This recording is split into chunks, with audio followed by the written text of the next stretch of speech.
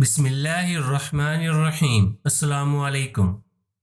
نصیحت چینل کے معزز خواتین و حضرات، نصیحت چینل پر مولانا روم کی سیریز حکایات رومی میں آج جو نصیحت آموز واقعہ بیان ہوگا وہ کچھ اس طرح ہے کہ ایک آدمی سونار کے پاس سونا تولنے کے لیے ترازو مانگنے گیا۔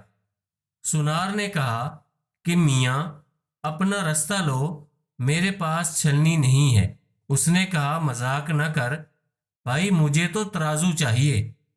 اس نے جواب دیا کہ میری دکان میں جھاڑو ہی نہیں ہے۔ اس نے کہا ارے بھائی، مذاق کو چھوڑ، میں ترازو مانگ رہا ہوں اور تم مجھے کوئی اور ہی جواب دیے جا رہے ہو۔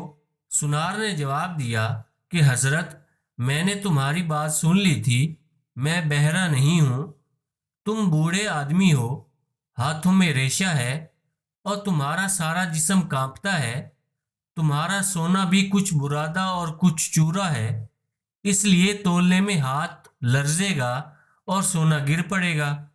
تو پھر تم آؤ گے کہ بھائی ذرا جھاڑو تو لے آنا کہ میں اپنا سونا اکٹھا کروں، اور جب جھاڑ کر مٹی خاک ایک جگہ جمع کر لو گے تو پھر کہو گے کہ مجھے چھلنی بھی چاہیے تاکہ خاک کو چھان کر سونا الگ کروں، اور ہماری دکان میں چھلنی کہاں؟ میں نے پہلے ہی سے تمہارے کام کا انجام دیکھ کر کہا تھا، لہٰذا آپ کو کہیں اور ترازو مانگنا چاہیے۔ مولانا روم فرماتے ہیں جو صرف آغاز کو دیکھتا ہے وہ اندھا ہے، اور جو انجام پر نظر رکھے وہ عقل مند ہے۔ جو شخص کے پہلے ہی سے پیش آنے والی بات کو سوچ لے وہ آخر پر کبھی شرمسار نہیں ہوتا۔ اللہ پاک سے دعا ہے کہ وہ ہمیں عقل سلیم عطا فرمائے، آمین۔ دوستو، اپنا، اپنے رشتہ داروں کا اور گرد و نواح کے سب لوگوں کا خیال رکھیے۔